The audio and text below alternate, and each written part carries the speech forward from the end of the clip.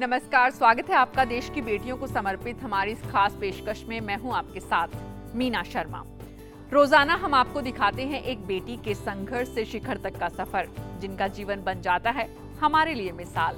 तो आइए आज आपको दिखाते हैं एक ऐसी बेटी की कहानी जिससे किस्मत ने मुंह मोड़ा तो वो किस्मत को ही चुनौती देने उसके सामने जा खड़ी हुई। 16 साल की उम्र में जिंदगी की शुरुआत में बड़ा हादसा हुआ, मगर वो तोड़ नहीं पाया। सारी दुनिया दक्षिण भारत की इस बेटी को सम्मान की नजरों से देखती है। क्यों? सुनिए सुधा चंद्रन की जुबानी उन्हीं की कहानी। ये तस्वीरें हैं 80 के दशक में बनी फिल्म नाचे मयूरी की। आर्टिफिशियल पैर के बावजूद स्टेज डांसर बनी सुधा के जीवन चरित्र को फिल्म में उतारने की कोशिश दक्षिण के मशहूर फिल्म डायरेक्टर ने की तो रियल लाइफ की नायिका को ही रियल लाइफ में जगह दी। 2 मई 1982 को 16 साल की उम्र में एक सड़क हादसे में अपना पैर खो चुकी सुधा चंद्रन बतौर डांसर जब अखबारों की सुर्खियां बन रही थी, तब दक्षिण फिल्मों के दिग्गज रामोजी राव ने इस मिसाल को फिल्म में उतारने का फैसला किया और बड़ी नायिकाओं की जगह सुधा को ही इस भूमिका के लिए चुना।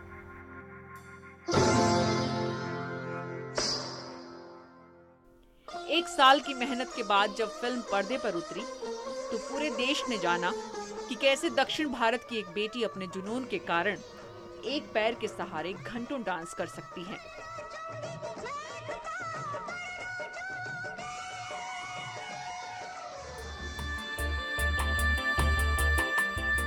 तीन साल की उम्र से भरतनाट्यम की कक्षाएं लेने वाली सुधा हादसे से पहले 75 स्टेज शो कर बाल कलाकार के रूप में अपनी पहचान बना चुकी थी।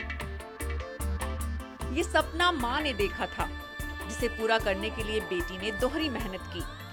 नृत्य और पढ़ाई दोनों में अव्वल रहकर बुलंदी के रास्ते आगे बढ़ रही थी कि एक बस हादसे ने इस बच्ची की जिंदगी बदल दी।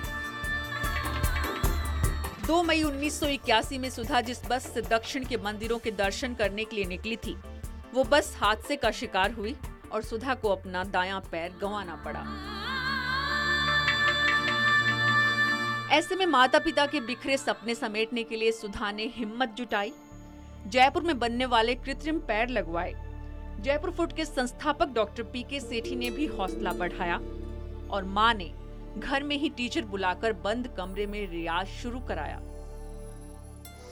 2.5 साल तक ये सिलसिला चला और फिर वो दिन आया जब सुधा को एक बार फिर लोगों ने स्टेज पर देखा और वो दुनिया के लिए एक मिसाल बन गई।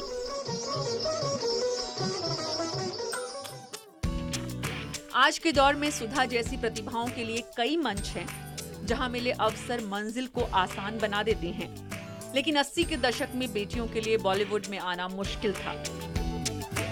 लेकिन 70 से ज्यादा फिल्मों में काम कर चुकी इस राष्ट्रीय पुरस्कार विजेता ने अपना रास्ता भी खुद बनाया।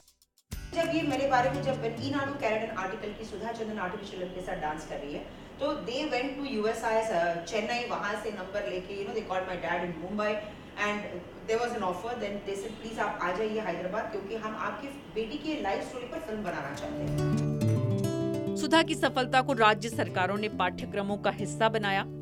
जीवंत प्रेरणा की ये मिसाल आज भी बॉलीवुड की शान बढ़ा रही है, तो इकलौती बेटी होने का सम्मान भी।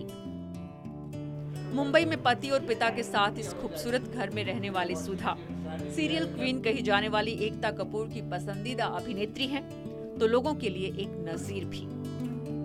ये देश का स्वाभिमान है और हमें इन पर अभिमान है।